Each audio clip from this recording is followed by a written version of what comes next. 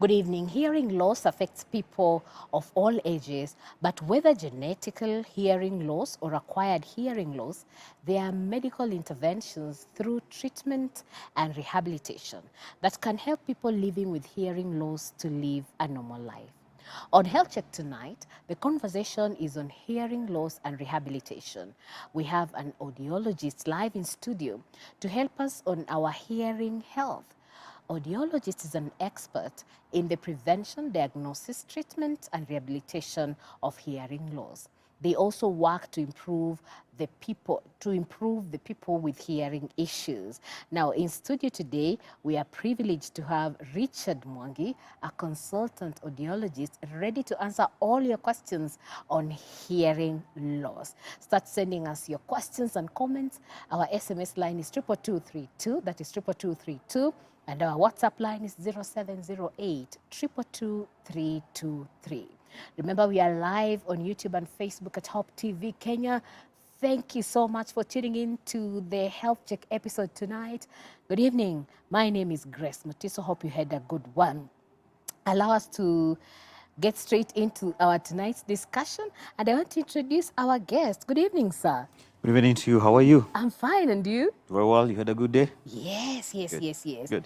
And I hope to learn a lot about hearing. It's an interesting hearing loss, and the same to our audience. Maybe we start by just allowing you to introduce yourself. Anything I missed that you need to know regarding what you're doing on today's topic. That introduction was superb.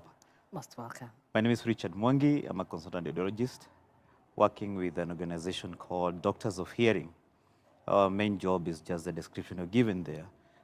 It starts and ends with hearing and balance because it's a branch of medicine that really need to be attended to.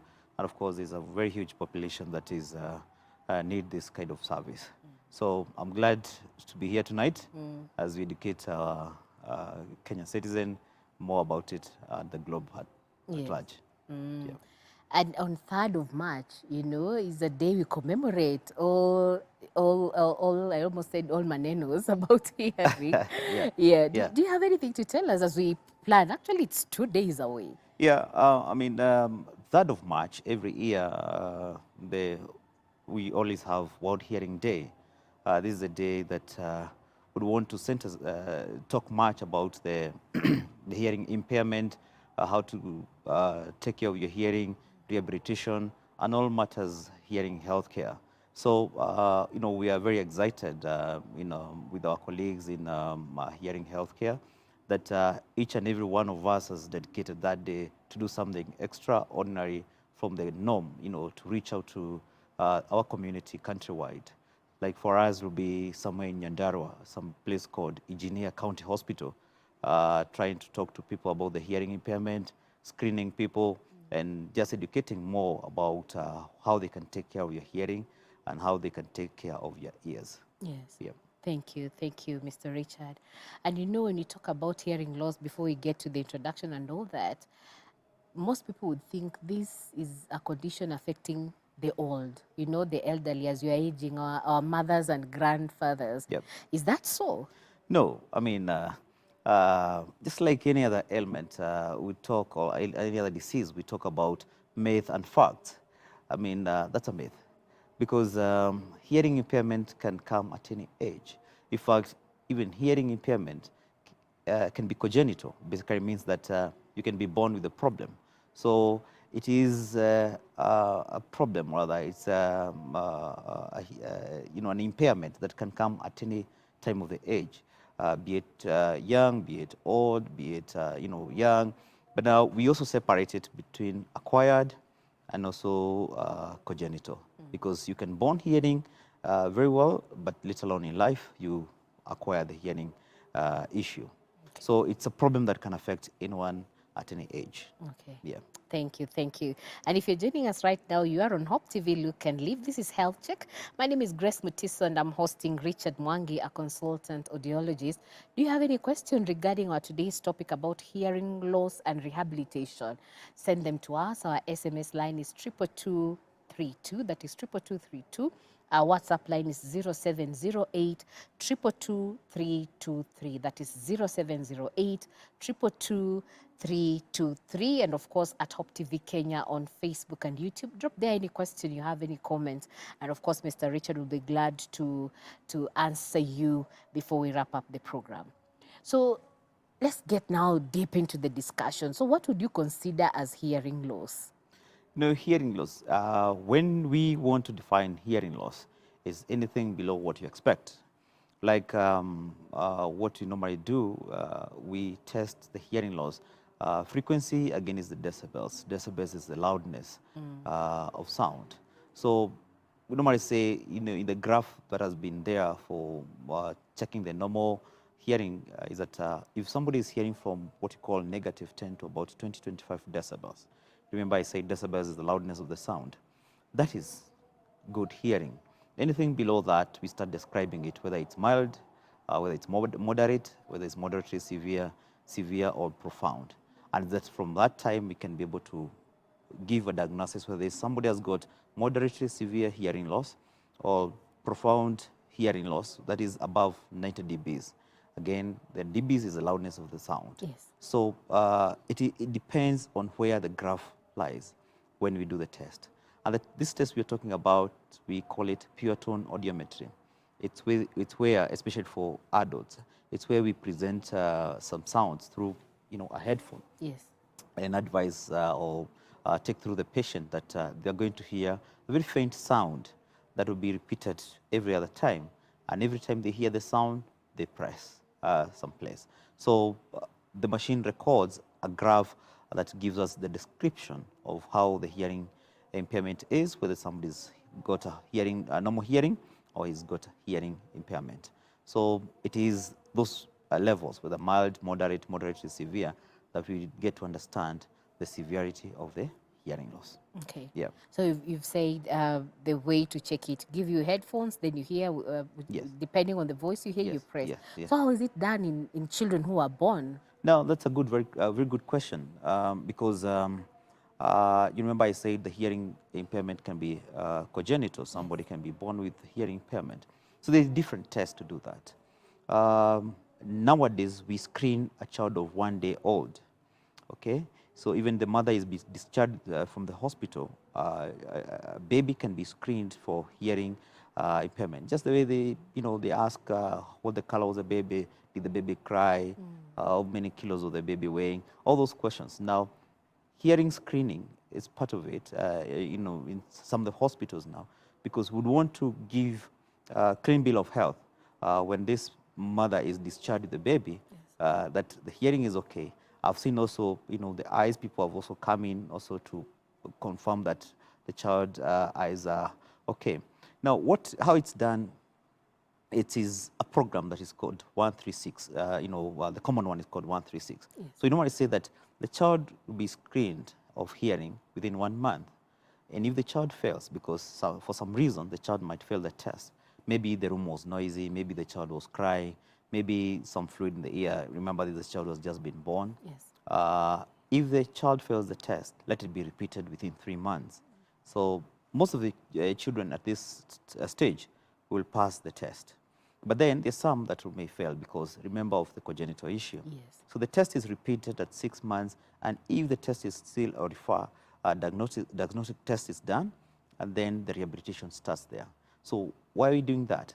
We are doing that because we want this child to develop speech with the peers, with the age mates. Because if you don't hear, hardly will you get to develop speech. Even if it's mild, moderate, you'll get this person has got, kind of a speech that is not as clear as you would expect. You may find that even this child, when he goes to school, is starting to fail some subjects like English, Swahili languages, because they are more of the pronunciation. They are more dependent on the pronunciation. So when the intervention is done at 6 months, you find that this child starts developing speech and language with the peers. And then this child can be integrated with the normal school and continue learning with others. Let alone, compete with the normal children, economically, socially, and politically. So, it is the best way to do because the technology has offered us that opportunity that somebody can be tested and diagnosed and start rehabilitation at 6 months. Okay. Yeah.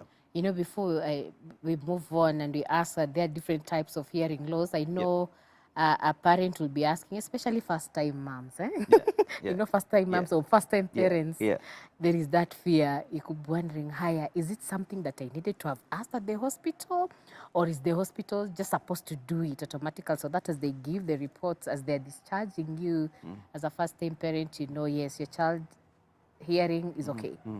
Now, it's a practice that is coming up slowly. Okay. I mean, we have not been doing it as much, you know, as a country, we have not been doing it. But the Western countries, you know, Europe and those first world countries, they've been doing it, you know, for the longest time. But this is a time that we're also coming in terms that the screening can be done, and some hospitals have picked up as the practice. So it is not something that you should question so much that you didn't ask for. It is something that is coming up, and I mean, by and large, it will be a good practice because we'll be intervening early enough before the child gets late to develop speech. Okay. Yeah. Good. So let's get to the types of hearing loss. Do you have any? Yes, I mean, there are types of hearing loss. We commonly have 3 types of the hearing loss. You know, one is where we say the nerve has been affected, what you call sensorineural hearing loss. This is the time that you find that the hearing nerve is affected, and the impairment has to be defined, whether it's mild, moderate, you know, the scope I've given you. Yes. And the other one is where we say is conductive hearing loss. Now, when you say about conductive hearing loss, we are trying to see, you know, first of all, you know, the ear is divided into 3 parts. There's what we see, there's the eardrum part, which is called the middle ear, and then there's the inner part of the ear, which is called the cochlea. Yes. Now, the conductive hearing loss affects the middle ear and the ear canal. One of the causes might be as simple as wax impaction, a fallen body, you know, a bead, something, an insect, or just a blockage, which that needs to be cleaned or removed. Yes. So whenever that kind of thing happens, you find that, you know, you cannot hear. The first thing that we normally do when the patient comes is to look into the ear of the patient, just to have a look. Yes. Okay? Because you will find is as simple as wax that has been impacted. And what causes the impact of the wax is simple habits that we do, like using earbuds. Really? Yes. You check most of the brands, they are written there that on side. They are clearly written that you're not supposed to use earbuds in your ear. There's that. Just pick any brand, not want to mention any. Richard. And so what are you to use? You're not supposed to clean your ear because the ear cleans itself. Okay? Okay. Yeah. Okay. So we're talking about the conductive hearing loss. Yes. That wax can be as simple as things like wax. Yes. And bad habits like putting earbuds in the ear that can lead that. Okay. Among other serious things like injuring your eardrum, perforating your eardrum, those are the worst case scenario. Yes. Okay? Yes. And the third part of that classification of the hearing impairment is a mixed hearing loss. So that means, you remember you talked to the first one, which is sensorineural hearing loss, and mixed hearing loss. So a patient can have both. Okay? So we say this patient has got mixed hearing loss. Yes. So he has got conductive hearing loss and he's got sensorineural hearing loss. Okay. All those have got different approach to rehabilitate or treat. Yes. So what would be the symptoms of either? The symptoms of either is that, let's start with sensorineural hearing loss. Now, hearing impairment or hearing loss doesn't pain, there's no inflammation. I mean, there's no these things that will make you rush to emergency department of hospital. You know, the world becomes silent every day, you know, not in a way that you realize. Yeah. So most of the people, when they come to us, that they think that they have got a hearing problem. And you're trying to take a history, you ask, when did you realize that you have a hearing problem? This is about 2-3 years. Technically, you can think that this person, the time that the hearing impairment started, maybe about 5 years. So some people take quite a long time. Yeah. But then again, what happens is that the people you live with might have complained that, you know, we talk to you, you didn't respond, we're telling you things that you are not telling, you're saying yes, now you're saying no. No, there's a funny story that is being told about that Yeah. kind of attitude, you know, where a man was having a hearing problem, but you know, he didn't tell anyone when he was going to the hospital. And when he went to the hospital, a person like me or any other person who is an audiologist specialized in hearing healthcare tested this person and give them a hearing aid, because in most cases you'll find that the rehabilitation is hearing aids. So there's some discreet one, very nice one. You don't see them. And then that's what the Mzee was given, and went home, sat where he sits, and continuing enjoying the conversation with others. But he didn't tell anyone. Yes. So as a procedure or the protocols, we normally see a patient after 1 month, or just in between, they don't have to wait 1 month without a problem. So for him, he had no problem, and he went for his review after 1 month. The doctor told, oh, you must be very happy, and your family members are very happy. I mean, they said, I'm very happy, but I've not told anyone about my hearing aid. What I've done is that I've changed my will 3 times. So this means that these people have been discussing about Mze's property because they realize Mze cannot hear. Hear. Yes, that's what you know. The story tries to bring you know, an idea that you can sit there assuming that yes, I don't hear, so I don't need to participate with other people. Yes. I withdraw from other people conversation. But this interesting subject that is happening around you. Yeah. So I mean, it is very important. Anytime you find that people keeps on repeating you, telling you, you know, we say this yes, and this is a no, and I think that you may find that the volume of the TV, you are putting it too loud. Anybody comes from outside and say, hey, look here, the TV is too loud. And for you, it's the most comfortable volume. Yeah. It means that you're not hearing the best way. So there's no clear signs, you know, because there's no those inflammation, there's no pain, there's no fever that makes you to rush to the hospital. Yes. You know, the world becomes quieter by the day, quieter by the day. And eventually you find that you cannot participate in a conversation. You start withdraw, and you know, human beings, we are social beings. So when you start withdrawing from going to even church, even chamas for ladies, you don't want to get somewhere to socialize. You get into a situation of depression, you start questioning yourself why. Yeah. And you don't want to get there because the solution and technology is available. Okay. Yeah. You're on Hope TV. Look and Live. My name is Grace. I'm hosting Richard Mwangi, a consultant audiologist. We are focusing on the topic hearing loss and rehabilitation. Do you have any question? At Hope TV Kenya is where you need to comment, and also share this content that will to your friend and family member who will benefit from it. And your question, you can SMS us on 22232. And our WhatsApp line is 0708 222 323. That is 0708 222 323. So going back to you, Richard. So we've talked about the symptoms, and what I've heard you say, it's gradual. It doesn't come up, and the symptoms, you might not even notice them. So what are some of the things that contribute towards one having hearing impairment? Now, one of the leading causes lately is noise. What do you mean by Noise, it's a leading cause of hearing impairment. In fact, there's a condition we call noise-induced hearing loss. That basically means that the hearing impairment that the person is experiencing is as a result of exposure to noise. People in construction places, people in manufacturing, you know, steel manufacturing, people in cement, but they have to work anyway. Yes. What they're supposed to do is that they're supposed to use noise plugs, you know, something. Sure, sometimes the airport you've seen, you know, people hanging some yellow things here. Yes. Yes. As simple as that can save your hearing. But what happens to some people is that they find it, you know, too monotonous to keep on putting these things, and they remove it, and they say they have gotten used to the noise. I've had somebody tell me that I got used to the noise, but it's nothing like that.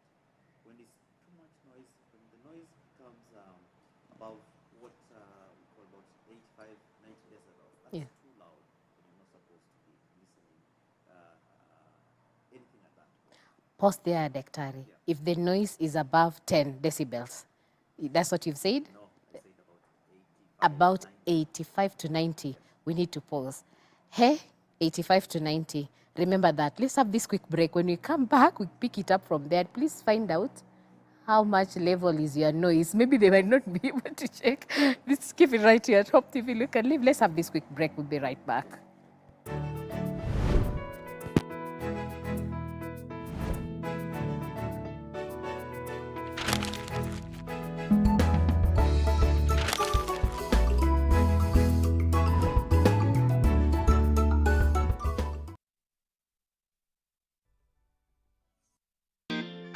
Every Wednesday at 7:30 p.m.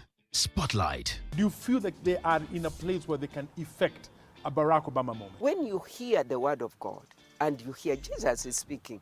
Real talk on real issues. You know, the Bible says faith without works is dead. The truth of the gospel that will survive the time is not a health and wealth gospel. When there is time to harmonize and bring one composite amendment. With idealistic, thought-provoking guests. So people come to be serviced, to be encouraged, to be empowered. When the storm is over, you desire the closeness you have with God. Hosted by Reverend Edward Furi.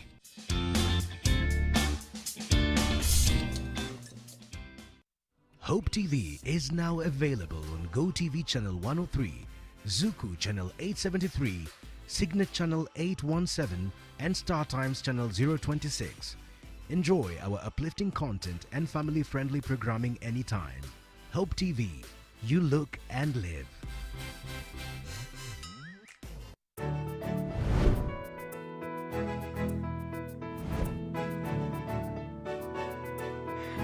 Welcome back to Health Check right here, Top TV Look and Live. My name is Grace Mutiso. Very interesting topic we are having tonight about hearing loss and rehabilitation. I'm hosting Richard Mwangi, a consultant audiologist. Do you have any questions? 22232 is the SMS line. At Top TV Kenya is where we are streaming live on Facebook and YouTube, and our WhatsApp line is 0708 222 Drop there your question. In a short while, we'll be getting to them. So, Richard, you know, I was shocked. 80, About 85. 85 to Going 90. up, yeah. Going up. That's too noisy. So let's proceed from there.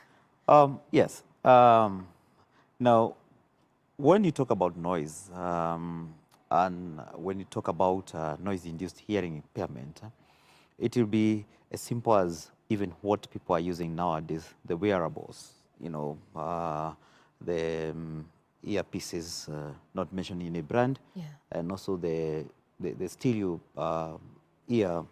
earphones that are coming with the with the phones.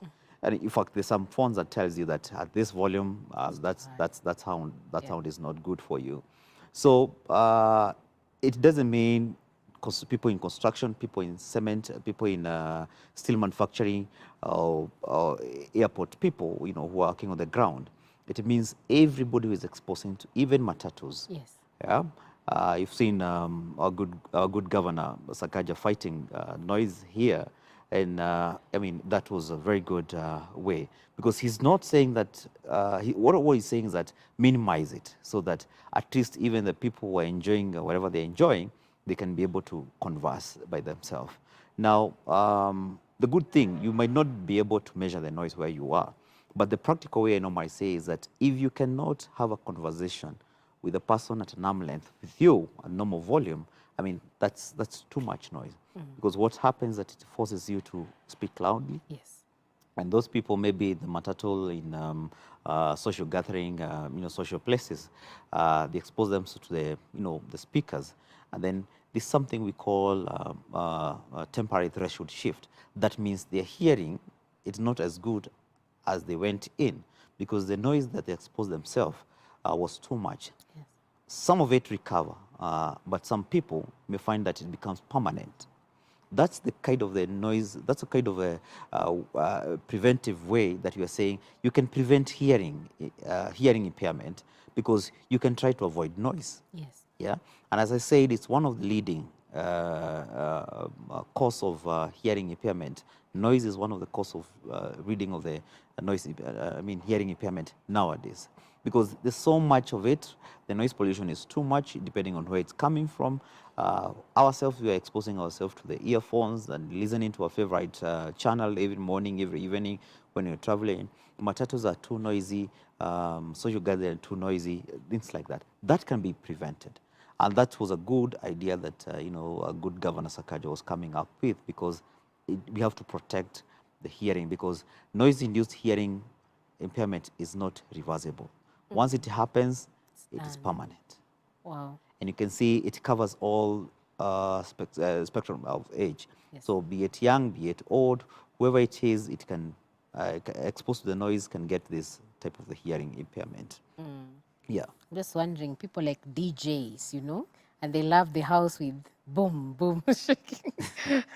Yes, Is there a way, something they can do? Or people in media, people in events, the fun of that roadshow you are having is the bass and the house shaking. Or Yes. concerts. Yeah. Previously, I think it is December, I had an interview of media station wanted to understand the noise in churches. Yes. Okay? So, and I'll talk about it because I'm in church. Yes, you are. TV station. Yes. Yes, noise will need to be controlled. Okay? Even if we want to make the joyful noise to the Lord. Yes. Let's also consider that our congregants also, there are people who've got other ailments, high blood pressure, diabetics, some hearing impairment goes. I've seen people wearing also hearing aids. You don't want to expose people who already have the problem of hearing impairment to another situation that you're becoming too noisy into it. So when you talk about controlling, it's not switch off. It is making it manageable, that everybody is enjoying the quality of the sound that is being produced there. Yes. The loudness of a sound is not the quality of the sound. So we can have a manageable volume and everybody will enjoy. Okay. Yeah. Thank you about that. Pastors, Bwana asifiwe sana. Let's talk about the causes of genetic hearing loss in children. What causes that? No, that's already a cause, genetic. So you can say, in that kind of a family, there's a hearing problem. Let me take you back. Yes. When you're taking the history of a patient, depending on the age, depending on whether male or female, is that some of the questions we want to ask, is there anyone else in the family that has this kind of a problem? Because the problem can be within the family, the problem can be genetic. Now, we might not know exactly who and where this kind of problem is, and that's why we would want to see either some patient will say, okay, yes, I know my great-grandfather had a hearing problem. That is, you can discuss that because it can be an age-related hearing problem. But also, you might want to know at what age was the problem started, if at least they have history. But you'll find that, the hearing impairment, as I said, is a gradual process. You may not have the nitty-gritties of at what age it started. So thing of getting to the root cause of it, it is all about given by the patient, and the discussion starts from there. Okay. Yeah. And are there other conditions that one who is suffering from hearing loss will experience in their body? Yes, one, there's what you call, this is a condition called Meniere's disease. When you'll find that the patient has got a hearing problem, it talks of the ear fullness and something we call vertigo. The vertigo is where you feel like you have got balance disturbance, that you have to walk, in a supported way. So this patient presents with all those characteristics of all these symptoms that, they hear bringing sound in the ear, what you call tinnitus. They have got balance issues, and they have got ear fullness, they have got a hearing problem. Now, when you do the test, each and every graph has to be interpreted differently.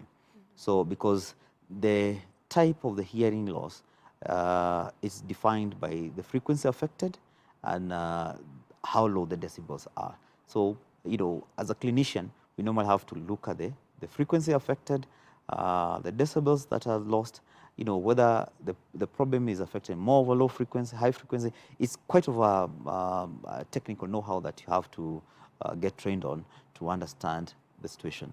But also, having said that, there's so many causes of the hearing impairment. We've talked extensively on noise-induced hearing loss, but also would want to talk about noise hearing impairment. Hearing loss that has been brought about by medication. Yes, talk about that. Long ago, we used to have a medication quinine. It's still there, not commonly used, but it used, in some dire need, where the case of malaria is quite of extreme, and depending on which part of the of country you are, so it is used, not as much as it's used. Quinine itself causes what you call ototoxicity. So that means that it harms the hearing nerve, and it can harm permanently, but some other people can recover. So you might not know who will be taking this medication, get the hearing impairment, and who will not get the hearing impairment. But nowadays it is used with high caution, because it has to be used in where the situation that all other medication are not able to treat this patient.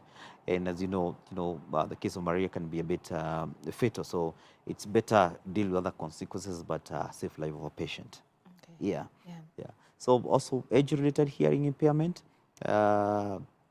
where of course the first question you asked about association of hearing loss with old people. Yes. So that's another cause. So also can be hereditary.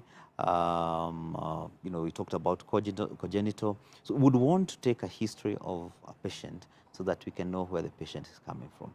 But what I would tell our viewers tonight is that one case that you can do is to prevent yourself from the noise. And that will save quite of a huge population from getting the hearing impairment. Okay. Yeah. And can hearing impairment only affect one ear, or when it comes, it affects both ears? No, it can affect one ear or both ears. Okay. So, yes, a good question. So another question we'd want to ask the patient when you're taking the history is that, which ear, is it right or left? You find it's better than the other. Because in most cases, you'll find that the patient will say that the right ear is better than the left ear, or the left ear is better than the right ear. So you have to consider, because it is not that cast on stone that when you have a hearing impairment affects both ears. Okay? It can affect one side, and it can affect both sides. Okay. Yeah. 22232 is our SMS line. 0708 222 323 is our WhatsApp line. At Top TV Kenya is our handle on Facebook and YouTube, where we are streaming live for your question regarding hearing loss and rehabilitation. Maybe your parent has been asking, hey, Maskio, there is something, I don't understand. Do you have any of those questions? Please text them in, write to us on the comment section online, and we'll be getting to answer you in a short while. A question that I know will come. Yes. Is hearing loss same as deafness? No. Yes, let me say no. Because remember, we have some classification of severity of the hearing loss. Okay. Now you've learned about the mild, moderate. Yes. You're a good student. Yeah. Yes. Okay. Yes. Yeah. So when you do the test and you find that the patient is about 90 decibels, we said decibels is the loudness of the sound, and going up to 110, 120, even to some extent, when you present the loud sound the patient cannot hear, we say that patient is profoundly deaf. Okay, so this patient cannot be able to hear as some sound, or cannot hear at all, and that's the time you say that this is, patient is deaf. But the other, when you talk about hearing impairment, hearing loss, is that you have to get to interpolate it. Is it mild, moderate, and up to moderately severe, and get to know at what category this patient is. Okay. Yeah.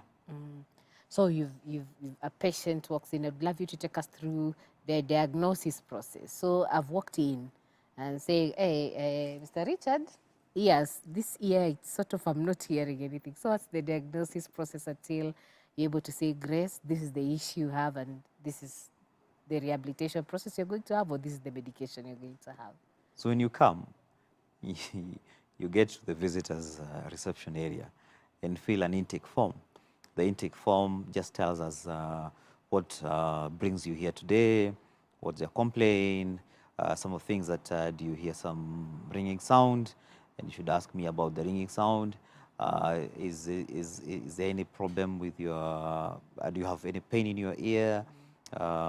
Which ear is better than the other? Just a brief history before even come and see you.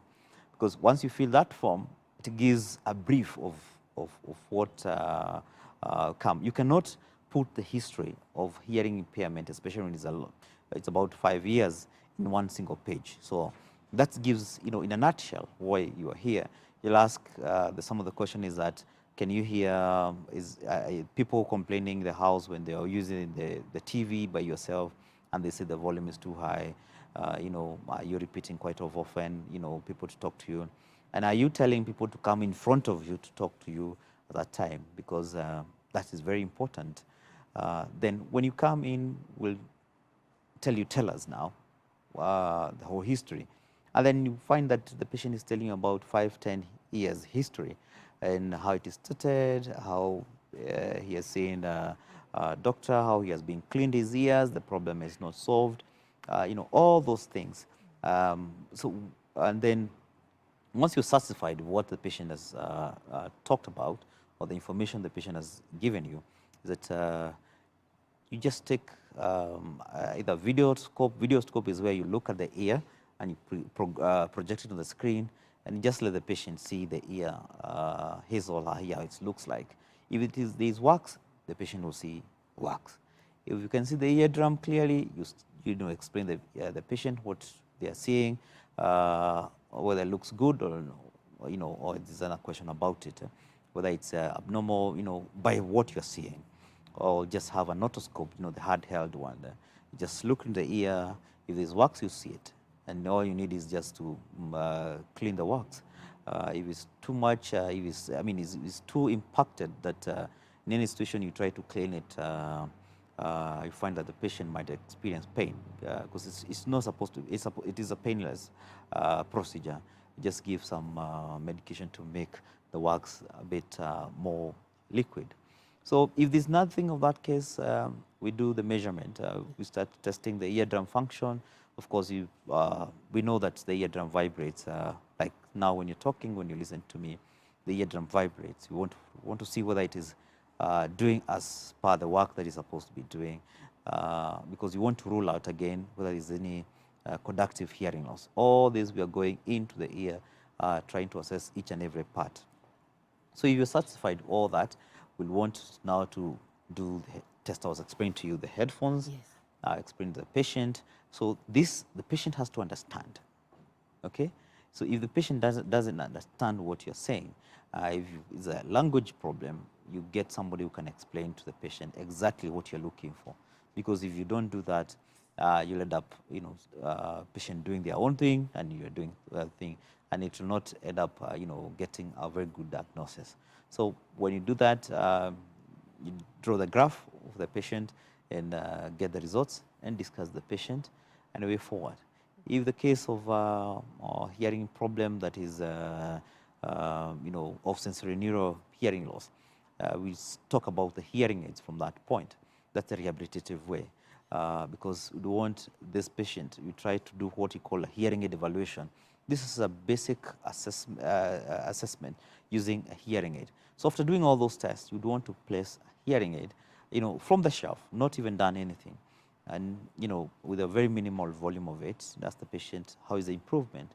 And, 99.9% of patients will say, I heard everything, or I can hear quite a sounds, the background noise.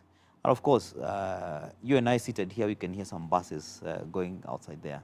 For somebody who had hearing problem, that stops making sense. because they cannot hear it.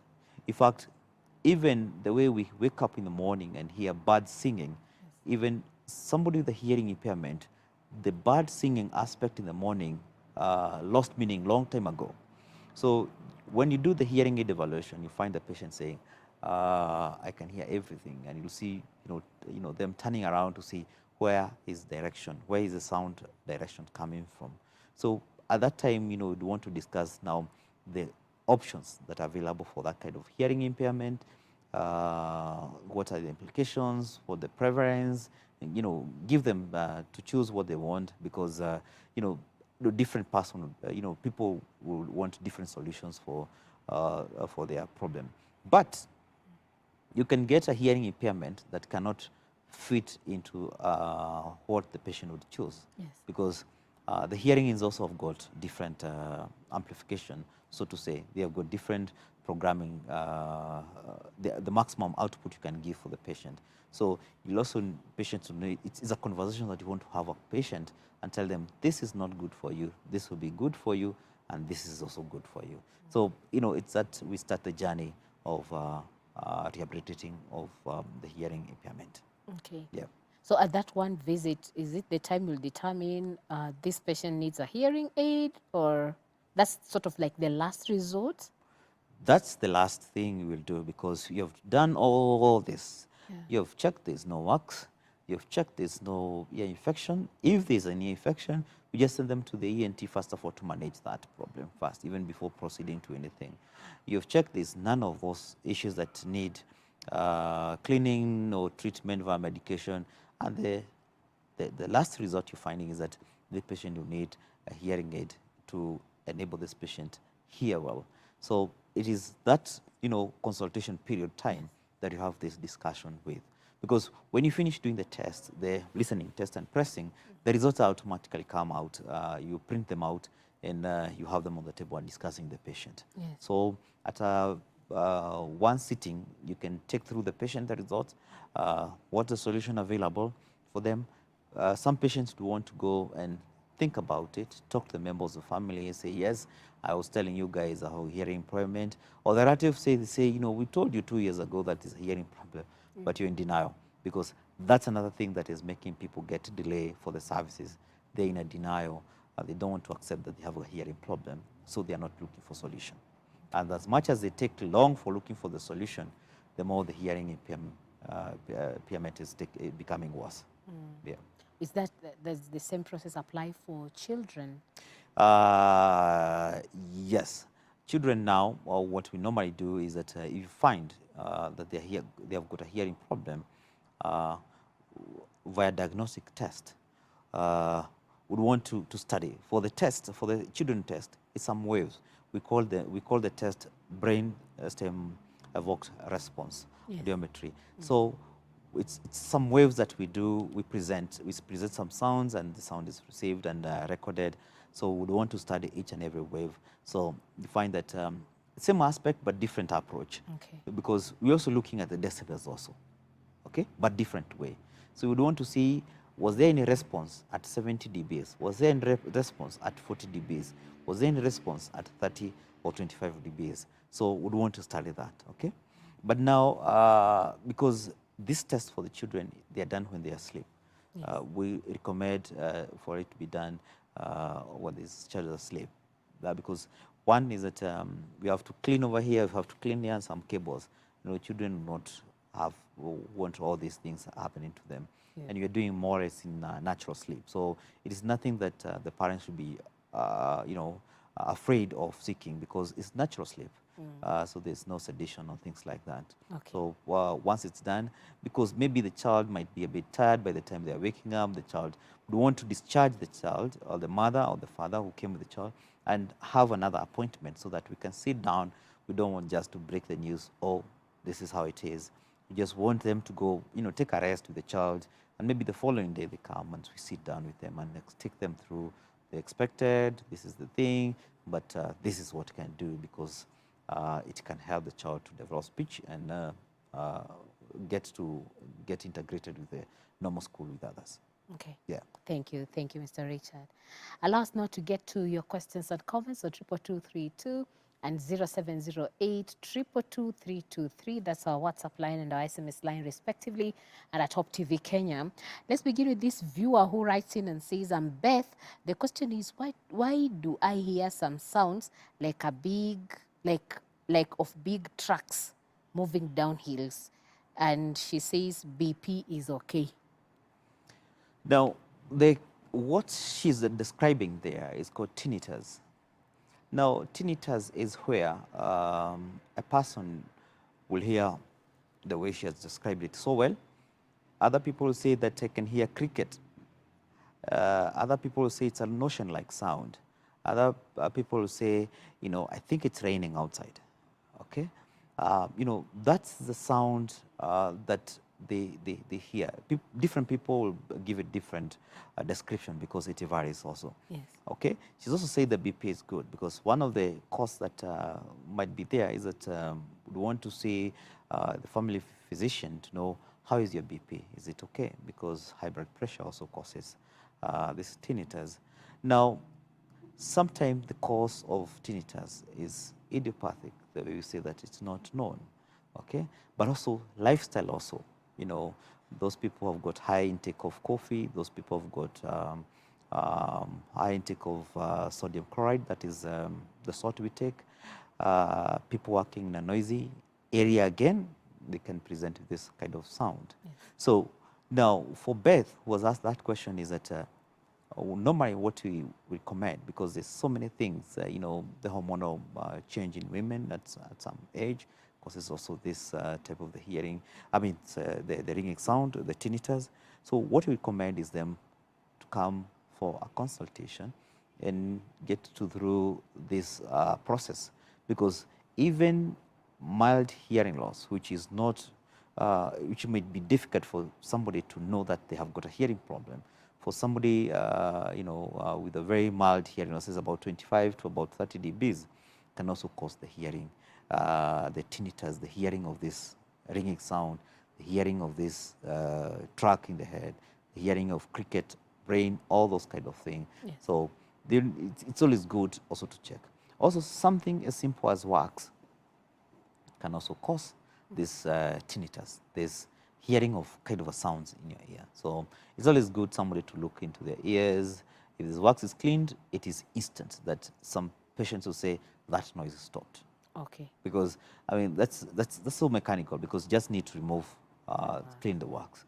But you know, you've told us, Richard, we are not supposed to use the earbuds. Yes. Yes. And I know there is that common when you do like this with your finger. Yes. Or you touch there. Yes. Is that okay, or the advisable one is just visit? Where are you touching? You're touching the here, ear, not inside. There are those who do inside. It's sort of irritating. And there are those who just touch outside here, and that's the best. You do like that. Just do that on camera. Out there. Just like that. Okay. Now, when you talk about cleaning, because that's where you're coming. Yes. Your question is coming from. We said, you know, we argue that the skin inside the ear, it's like a conveyor belt, so it pushes out the wax. And that's why when you're showering, the cloth you're using to shower, and when you put it in the ear, it comes out, you know, with some dirt. Yes. The common thing that happens to many people is that it might be a lot of it inside there. And that's what drives so many people to use earbuds, which is wrong. When you shower and you find that you are, you know, showering, you know, cloth comes out with wax, you know, pat yourself, because the ear is working the way it's supposed to work, because it has pushed the wax out where you're supposed to clean it. Yes. You know, people argue that the biggest part that should go in your ear is your elbow. That is telling you the complexity that is there to put things in your ear. So don't put it. When you put earbuds in the ear, simply what you're doing is that you're pushing more wax inside. And then it continues building up. It's building up. It's building up. It's building up until it's so blocked that you cannot hear. Okay? Yes. So when you come to us, or any other, maybe an ENT specialist, maybe an audiologist, look into your ear, tell you, I mean, there's too much wax that has been blocked. And ask you, do you use earbuds? I say, yeah. I say, you say, you know, I use that. Okay. And then that's wrong. So Yeah. let's tackle a few more questions before time runs out. This one says, hi, I'm Steve. My left ear caused imbalance recently, and after visiting ENT, I'm stable. Is it likely to reoccur? I was on medication.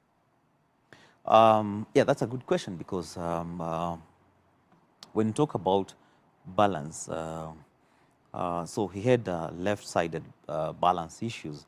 So balance is also another thing need to be described, how it is happening, the duration is taking, and you know, the activities that I can do. You know, there's some people who tell, can you bend to tie your shoe? I say, no. In fact, I changed, I use slip-ons. Other people ask them, can you take something off the shelf? They cannot be able to do, because the balance is controlled next to the hearing organ. There's something called semicircular canal.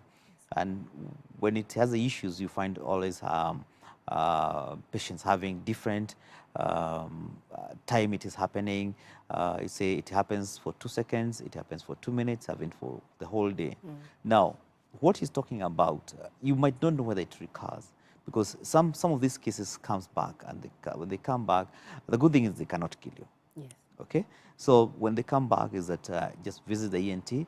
If it was given treatment or some exercises were given, don't repeat by yourself, because it might come the other side. Yes. And then you're trying to do the maneuvers for the side that you are shown. So it's always good. And also we say that we don't encourage Dr. Google as such. It's good to have some basic education about it, but don't try to do some things at home that you see every other day. Seek somebody, because it might be on the left, but the time maybe it recurs, it is be on the right. But you know, it always depends from the history taking, from duration it occurs, and if it gets treated, sometimes it clears completely. But in some small instances, you find that it comes back. Okay. Yeah. Thank you. Mercy from Embu, we are glad that you could join us tonight. Mercy is saying, my sister has hearing impairments, which she was born with. I get it's genetic because my cousin has the same problem. Can it be treated? As we said, some of these things is what we are addressing. If somebody has been born with a hearing problem, is what the technology now is addressing now. Because if this was screened long time, you know, when the child was young, there's different way of approaching. If it's profoundly deaf, you know, cochlear implantation is being done in the country. Yes. And we have people so specialized in doing them. If it is something that can be rehabilitated with the hearing aids, we are doing that, because when it is detected at early age, it is so much can be resolved. Because you see, what you're talking about, if somebody is born with a hearing impairment, getting speech also is difficult. And also, there's also this age that you have to develop speech. If it didn't happen at that particular time, I mean, it becomes very difficult for the speech development at a later age. So take it for example, you know, maybe you go to study a foreign language. Yes. And maybe with your eldest daughter, who will come out of that class? It is her, not you. Okay? True. Because the brain plasticity is better in grasping the new thing than you. Okay. Yeah, so that's what I'm saying. The problem needs to be solved. The problem needs to be detected early enough so that it can be solved. So we find that if somebody has been born with a hearing impairment and stayed that for the longest time, speech did not develop. Yes. So if you say like you're looking for the hearing aids as up now, somebody is maybe 20 years, 30 years, and you want this person to develop speech, that is impossible. Okay. Yeah. One more says, Daktari, last year, June, I got a vertigo attack early morning. After admission and therapy, I was okay, but after a month, my ear gets so much noise inside, especially after a drive. I was told it's tinnitus. Yes. Tinnitus, yes. Yes, mostly one ear, but the inner ear is very okay and no pain or wax. Can this noise go away? Yes and no. Tinnitus is one of the things that is very complex to treat. Okay, so what you'd want to do is the sound therapy, what you call tinnitus maskers. Yes. Okay, but then again, it might work or it might not work. Sometimes you also advise the patient, you know, this you'll have to learn how to stay with it. This clears. Now, what you have seen over a period of time is that during the high peak of COVID-19, also we experienced a high peak of patients complaining of tinnitus. We're still having them coming because you know, you develop tinnitus and think that it'll go, but it keeps on persisting. It's such a nagging. Quite a number of us, we have experienced it, but it clears. Yes. But now for the viewer who is asking about the question, you need to just to see the ENT doctor who attended to her. But then again, what the viewer should know is that it might clear or it might not. And then the patient gets used to it. And eventually you find that it cleared long time ago before you knew it, or use the tinnitus masker. Tinnitus masker is what you call is the sound therapy that helps the patient to reduce this distressive sound because it's bad. Okay. Yeah. One more before we call it a day, Daktari. This one says, hello, health check, praise God, amen. Thank you, Rose from Embu. She's asking, I have a niece about 4 years old, now who can't hear. I was told that she used a lot of strong antibiotics when she was misdiagnosed with TB. Is there any medicine to reverse? She produces some sound. And allow me to ask also, can hearing loss be reversed? When it comes to the hearing loss, that the nerve has been damaged, it cannot be reversed, unfortunately. It cannot be reversed. Now, for the viewer who was asking about the question, is that I talked about ototoxic medication. Okay. And some of them, you know, leave alone quinine. Some of them includes some regime of TB treatment. So, and when it is nerve which has been affected, if the test has been done and confirmed that this child, the hearing nerve, the cochlea was affected by the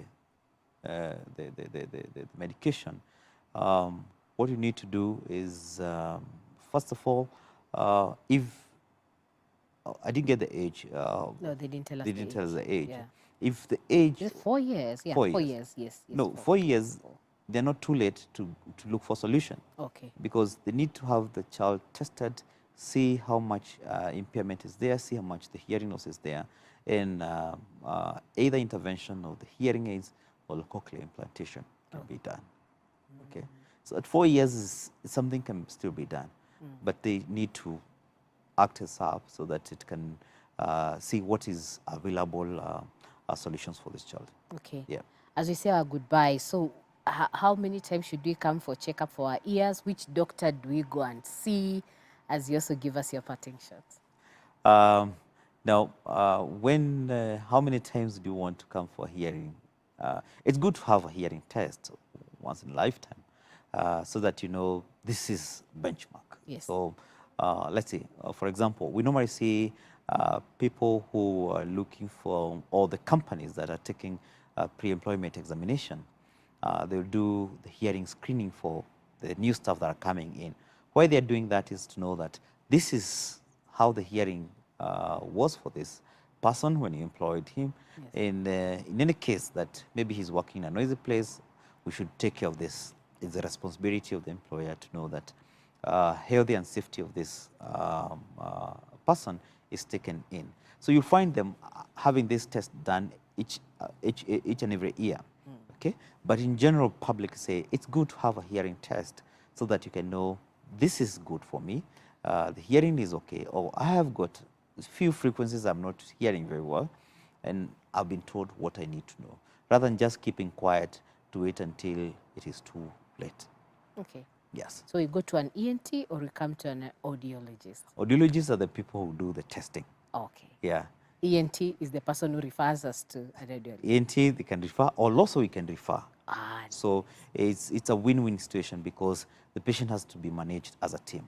okay. Yeah. Thank you. Yeah. Thank you, Mr. Richard Mwangi, a consultant audiologist, helping us with this topic on hearing loss. A challenge to you. So that noise you're having in your house, this evening, over the weekend, the boom, boom, boom. And somebody also asked a question about churches. Mchungaji, what amount of noise do you have in your church? You need to take care of that so that you can be able to hear for a long time and also avoid hearing loss. My name is Grace Mutiso and I want to wish you a blessed, blessed evening. Remember to join us again next week, Tuesday, for another episode of Health Check. And of course, tomorrow, catch a repeat at around, that should be 11 o'clock, right here at Top TV, Look and Live. And if you just want to watch at your own free time, at Top TV Kenya is where you need to check on Facebook and YouTube. Share this content with someone and watch as many times as possible. Keep it right here at Top TV, Look and Live. Good evening.